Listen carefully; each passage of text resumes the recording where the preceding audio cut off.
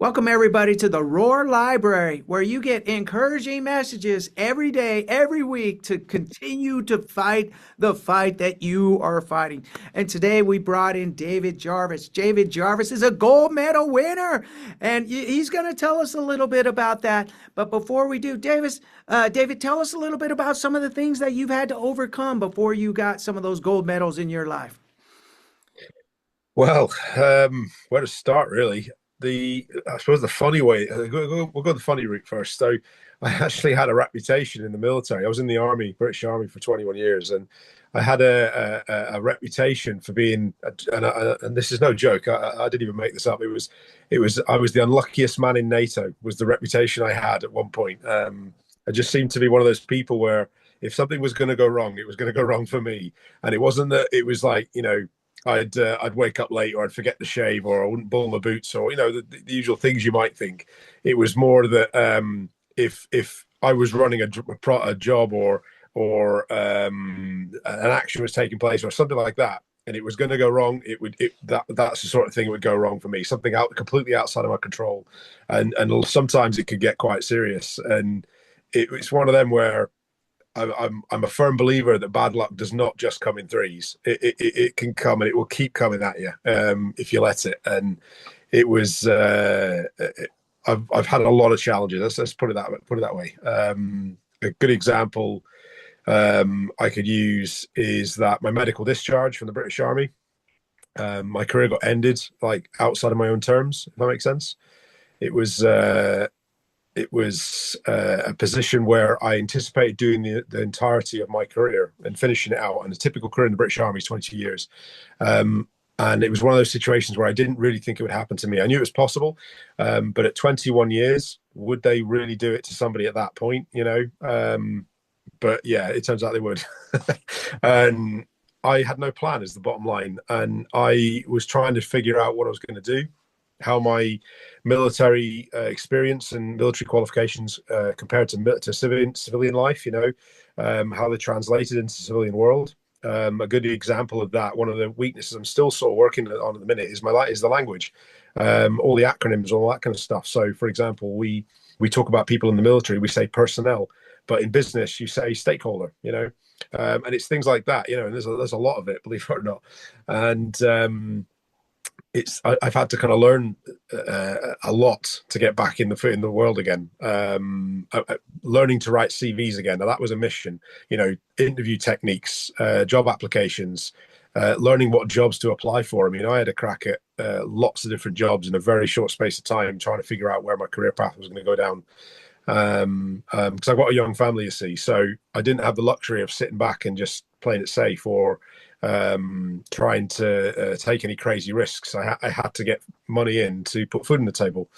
And whilst I was trying to do that, we had an array of other challenges that hit us at the same time. So, for example, my second daughter, I've got two, like I said, two young kids, and my second daughter was expected in the December of 2021, and I got the medical discharge decision in the August. Now we were planning to stay in at least another 2 years, ideally extend and go beyond that, to the point where my daughter would have been old enough to go to school, at which point we could put down roots, and then that would be that. And the reason we planned that was because I moved on average every 18 months whilst I was in the army. I moved being different location, different team, different regiment, different systems.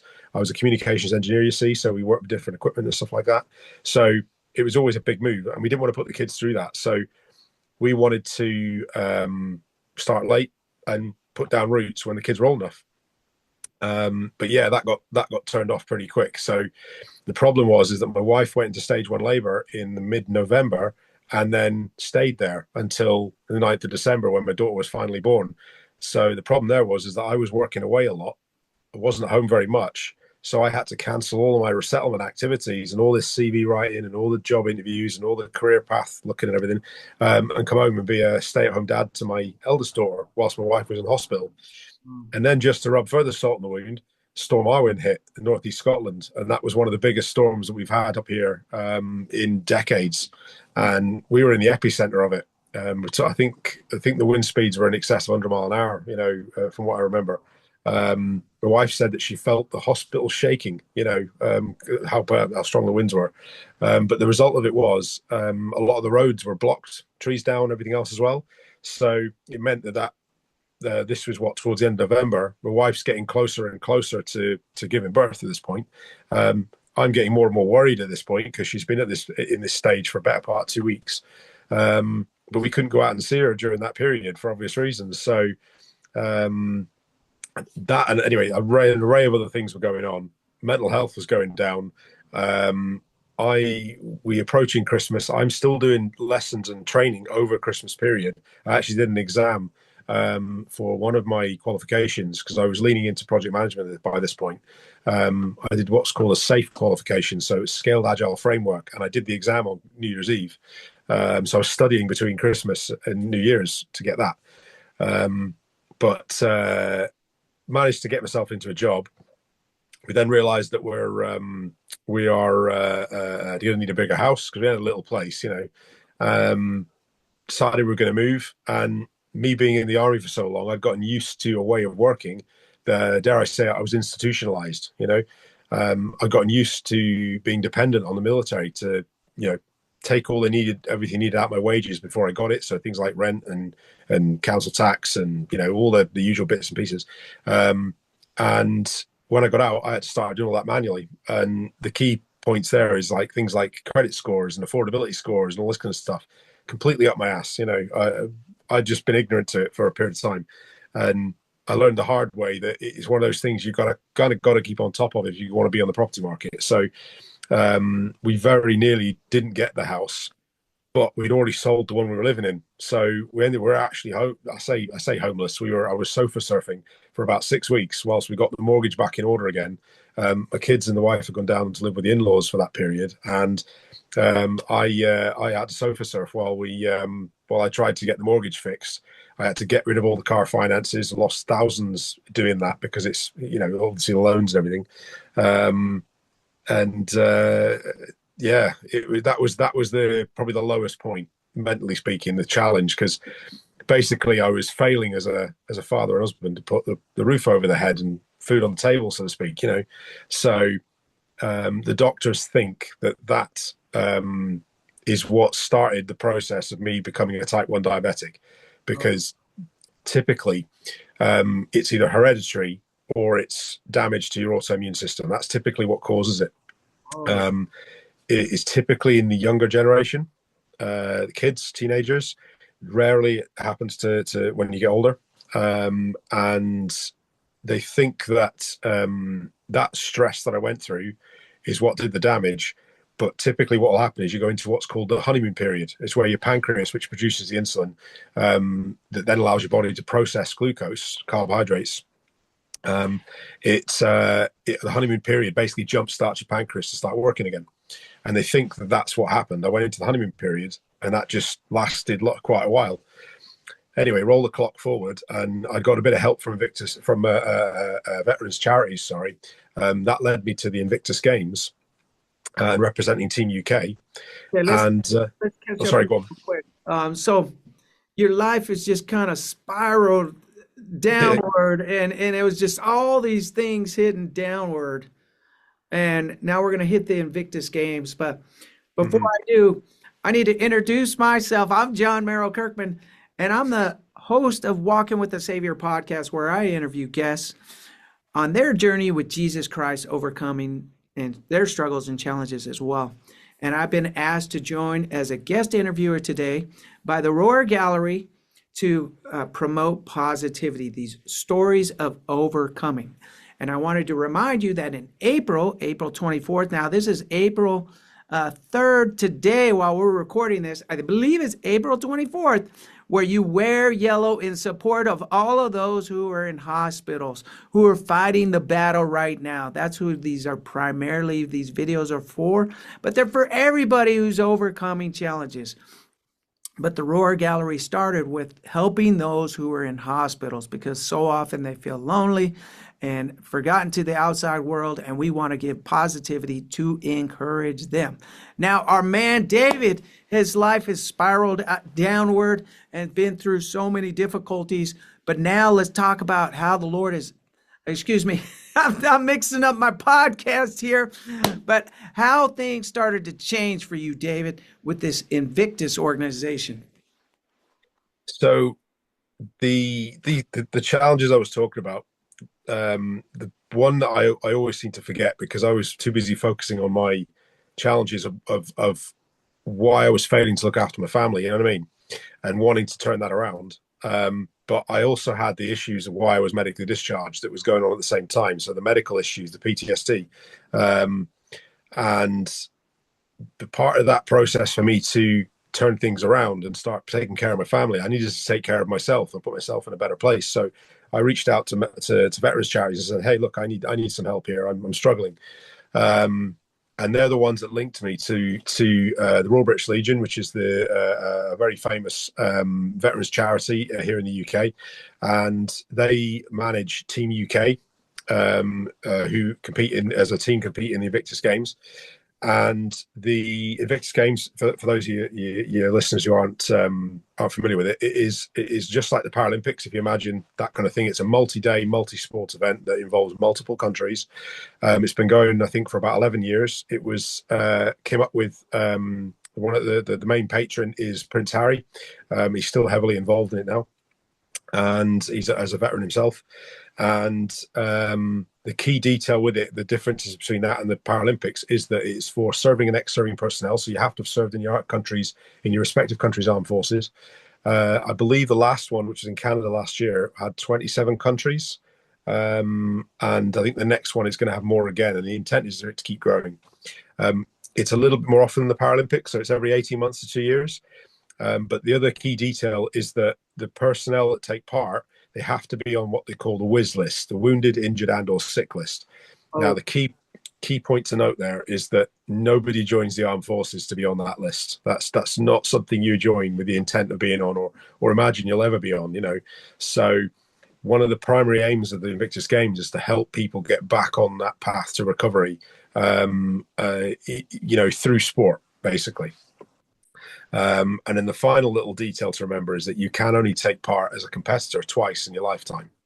So, and that's kind of one of the key things with my story as well, because I signed up basically to go to work that through my recovery. And I had no aspiration to do well at all. So I just wanted to be part of it. And when I got accepted and my application got taken through and I joined Team UK, we got the opportunity to basically take part in as much as we wanted to, as long as the sports didn't get in the way of each other whilst at the games. You could do up to 4 different sports. So I did powerlifting, I did rowing, I did indoor rowing, I did swimming, and I did cycling, road cycling.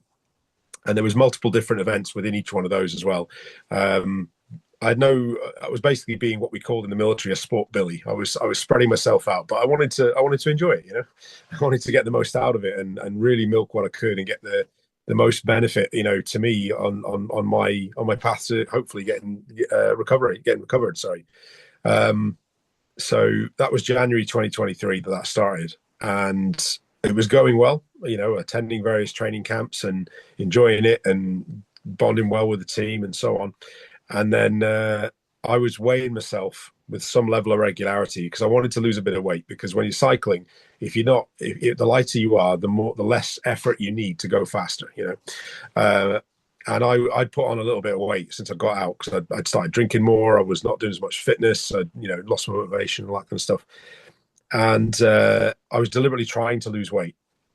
So on the beginning of May, 1st of May, I was 86.5 kilos. Now, I started noticing things weren't quite right from about that point. Power numbers on the bike weren't quite lining up. I didn't feel like I was getting the same results for the same amount of effort I was putting in compared to, weeks before. I was tired all the time. I mean, I was doing 2 sessions a day. I was still working. So things were making logical sense a little bit, but so no red flags were flying at this point. I was starting to feel thirsty more often, but we're getting into summer. I'm training more often. Again, there's some sort of logical route to this. So I'm drinking more water, which means then I'm going to the toilet more. So again, it's a logical step. But then I started waking up in the night to need to go to the toilet as well. And then I started waking up more often. Then it was every 90 minutes throughout the day and night. And this was within days. This was like by the end of the first week in May. And the weight was coming off me a bit quicker than what I'm used to. Now, I've got a lot of background in fitness. I was actually a physical training instructor in the military as a second role. I've done a lot of studies around physical training in different disciplines, as well as general fitness, nutrition, you name it. So I kind of know what I'm doing. When it comes to that, how to eat healthily, how to train appropriately and effectively. And so I was like, okay, then I'll start increasing my calorie intake. So at its peak, I was eating around 4,000 calories a day. And eating reasonably well, plenty of protein, plenty of fruit and fruit juice and things of that nature. But things were still not lining up. By the end of the second week, or at least in the second week, I started noticing a burning sensation in the back of my throat. Didn't really know what that was at the time. I just assumed I was coming down with something. But by the 15th of May, so bear in mind, I weighed myself on the first. I was 86.5 kilos. I've gone through all these symptoms.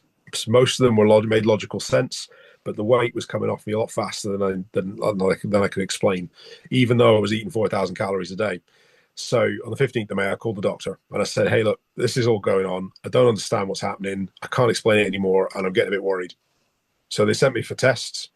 Rolled the clock forward to the end of the week to the 19th of May. I was in with the specialists in my local hospital in Aberdeen. And they basically turned around and said, well, we know what the cause is now.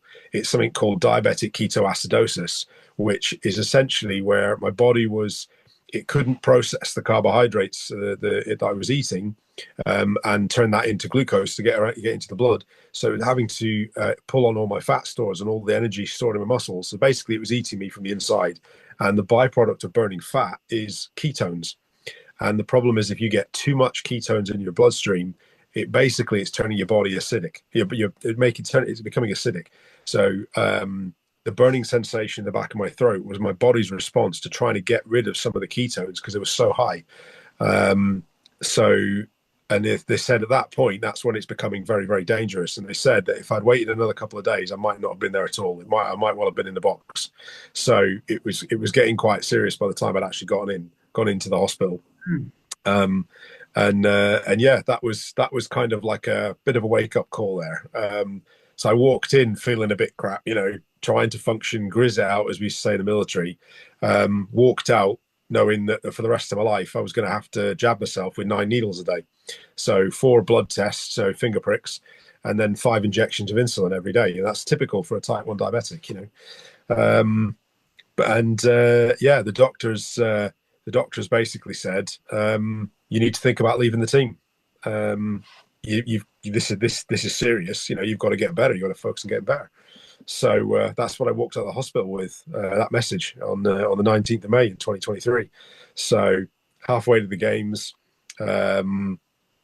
thinking I was making progress with my injuries, with my mental health, and everything going well. And then all of a sudden, this new challenge comes along out of the blue, no history that I'm aware of, with mum and dad and that, and that's why the doctors think it was the stresses of the medical discharge. But the next day, the 20th of May, I'd convinced the doctor to give me the weekend to make a decision, and the team manager in particular to give me a weekend to decide. And I woke up the next morning, and I kind of went through my problem-solving process. And I my first thing on my sort of thing is to do something simple, to take a simple action, and for me that's just to go and get a brew, just go and get a cup of coffee. And the next thing is to keep it simple. So I took all of the paraphernalia they'd given me. I had 2 great big shopping bags of stuff from the day before. So all the medical supplies, all the testing supplies, all the pamphlets and books and things on how to count carbohydrates, how to manage the condition, symptoms to be aware of, blah, blah, blah, blah, all that jazz.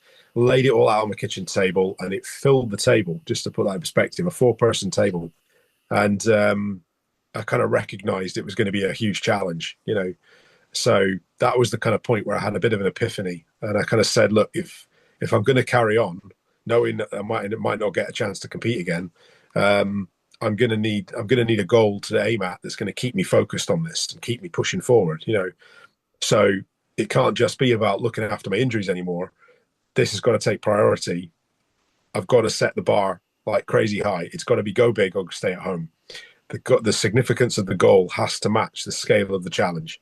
So it's gold or nothing, And that was the moment. It was Saturday morning at about 6:30 in the morning. I just had that epiphany, that significance of the goal's got to match the scale of the challenge. And that's where the mindset shifted from just trying to get myself in a better place to it's all or nothing. Um, and yeah, it was had I known how much of a challenge it was going to be at that point, I might have reconsidered, but I probably wouldn't have. No, but yeah, it was the to roll the clock forward a little bit just to give you an idea of the challenges. It was those 9 needles a day I started on, the four finger pricks, the blood tests, and then the 5 insulin injections. That quickly doubled within the first week, and again by the second week. The most recorded finger pricks blood test I did in one day was 43. That didn't include dud tests. You've then got the insulin injections on top of that, bearing in mind that I was still making a lot of mistakes at this point. So if I didn't take enough insulin, I'd have to take a correction dose. So that meant more injections. So it was easily over 50 needles in a single day.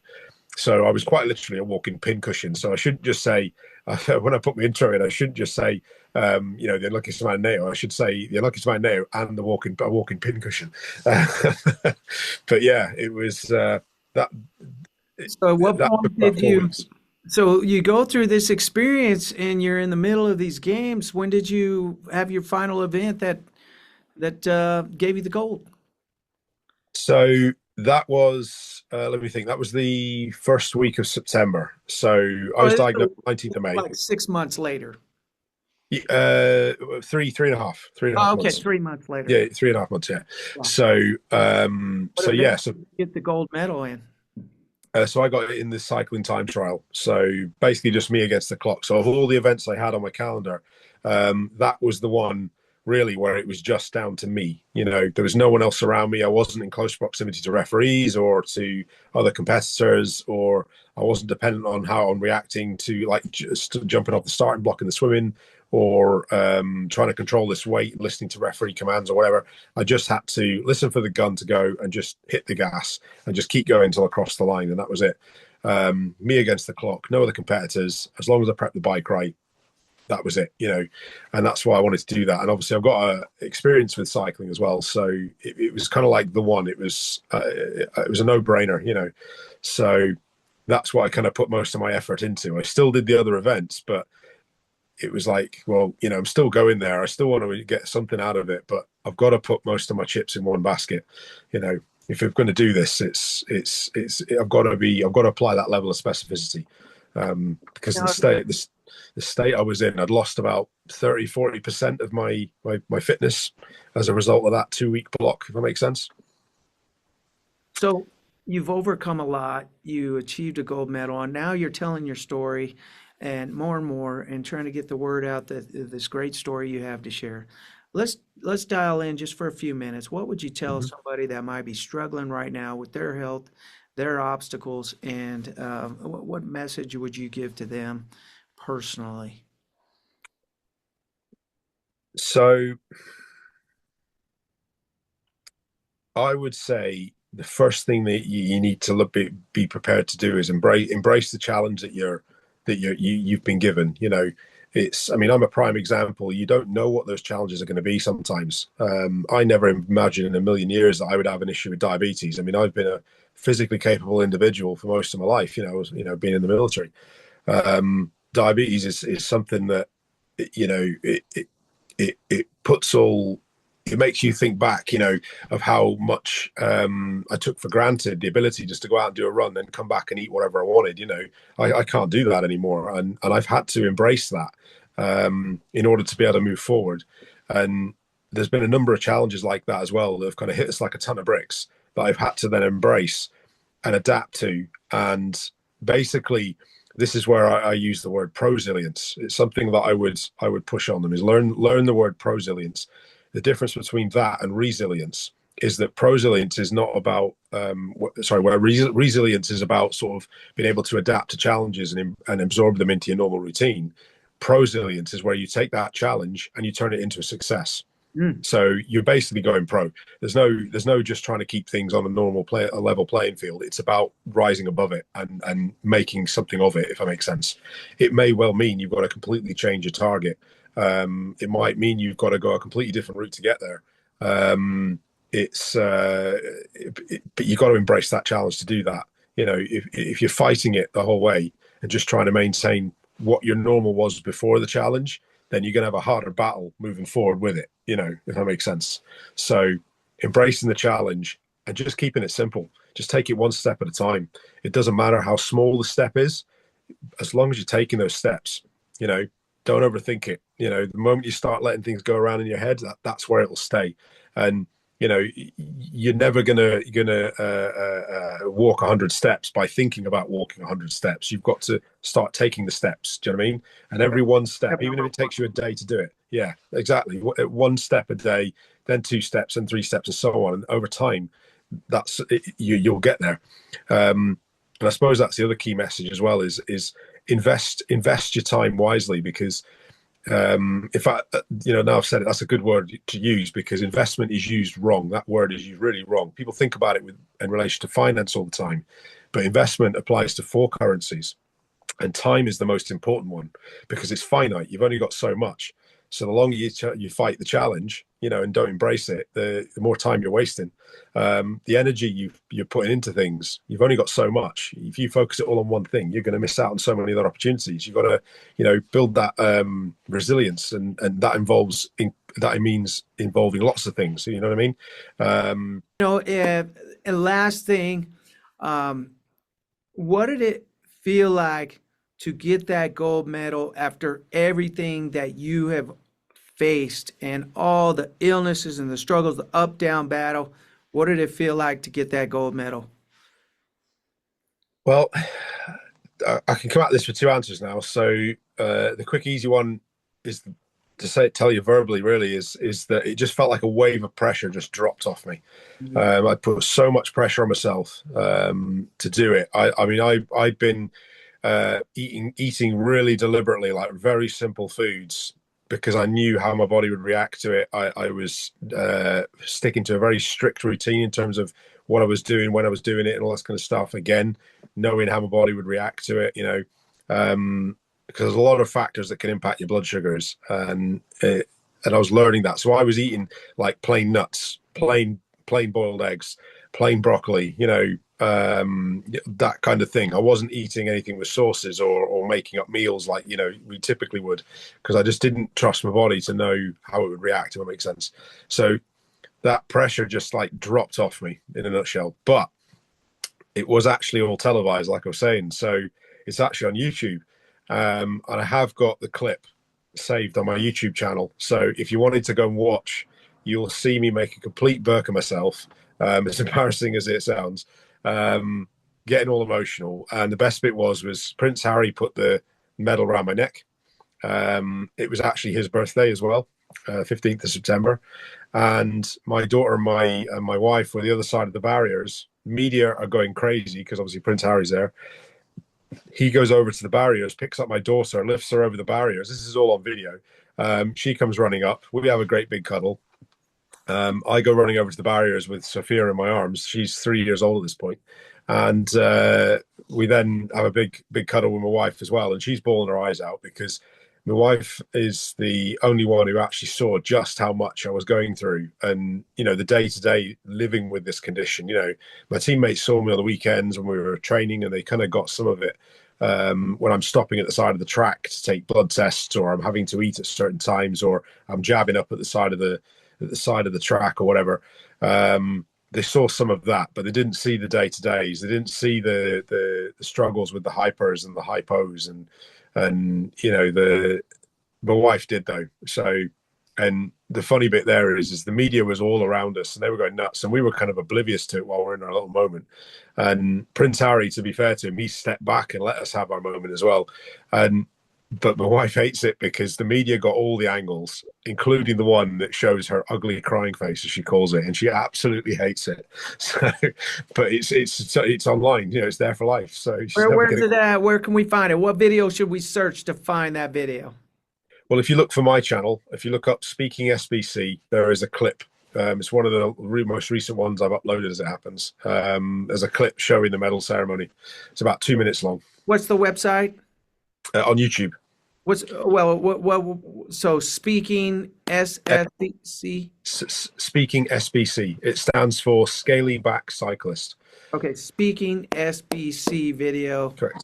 on YouTube, and we can find that. I look forward to finding that. That's a great like ending mental image for those of us who are going through a challenge, that somewhere up ahead is a victory moment. Somewhere up ahead is something good coming ahead. And what I love about your story is finding that silver lining in the dark cloud. Every dark cloud has a silver lining. And instead of that, the way that you were able to turn this from why is this happening to me to what's in this to helping me and become something. And now look at it. You're speaking, you're presenting, you're talking to people, you're encouraging people all over the world through podcasts and speaking engagements. And it's all because you had to go through that downturn time, that really low period, and still dealing with those health issues. Let's just be real. They haven't just disappeared. They're still there, and I'm sure you're facing those. But for somebody that might be in a hospital today, struggling to find hope, there is hope, my friend. There is a bright future up ahead for you. And most of all, that deep down inside, this does not define you. These obstacles do not define you. That you are awesome as a person right now. You are enough right now. You are loved right now. You are valuable. You are seen. You are important. And your future is bright.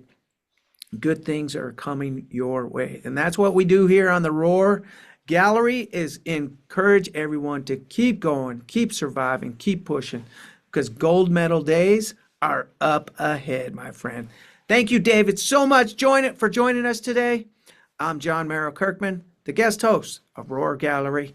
Until next time, you have an incredible day, my friend. Good luck to you. Bye-bye.